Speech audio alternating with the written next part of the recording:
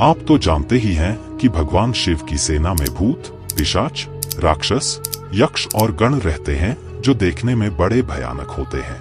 किसी की 3 आंखें हैं तो किसी के पेट में ही मुंह है, तो किसी के हजारों हाथ हैं तो किसी के हजारों पैर हैं। भगवान शिव की सेना में ऐसा ही एक गण है जिसका नाम कीर्तिमुख है। ये भगवान शिव का इतना बड़ा भक्त है कि इसने अपने प्रभु महादेव के आदेश पर कीर्तिमुख ने अपने सारे शरीर को खा लिया और बस इसका ये मुंह ही बच गया था। हुआ ये था कि जब जलंधर नामक राक्षस ने ब्रह्मा जी के वरदान को प्राप्त कर तीनों लोकों को जीत लिया था, तो नारद मुनि ने उससे ये कह दिया कि तुम्हारे पास सब कुछ है लेकिन पार्वती देवी की तरह कोई सुंदर स्त्री नहीं है। वैसे तो जलंधर भगवान शिव से ही उत्पन्न हुआ था और उसे शिवांश या शिव का पुत्र भी माना जाता है, लेकिन अहंकार में वो ये भूल गया कि देवी पार्वती रिश्ते में उसकी माँ लगती है। अहंकार में उसने अपने एक दूत को भगवान शिव के पास भेजा और पार्वती को उसे दे देने के लिए कहा।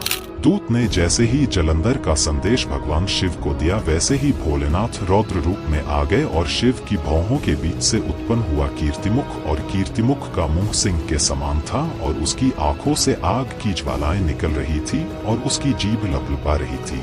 इस भयानक पुरुष ने तुरंत जलंधर के दूत पर हमला कर दिया और उसे वो खाने ही वाला था कि दूत ने शिव जी से माफी मांग ली। भोलेनाथ तो भोले हैं ही, सो उन्होंने उस दूत को जीवन दान दे दिया और वो दूत वहां से भाग निकला। लेकिन शिव जी की भौहों के बीच से जो भयानक पुरुष निकला था, उसने भगवान शिव को कहा कि आपने तो मेरा भोजन ही छीन लिया, अब मैं क्या खाऊं? तब भगवान शिव ने उसे कहा कि जब तक तुम्हारे लिए खाने का इंतजाम नहीं हो जाता तब तक तुम अपने शरीर को ही खा लो। उस भयानक पुरुष ने अपने ही शरीर को खाना शुरू कर लिया और अंत में सिर्फ उसका मुंह ही बच गया।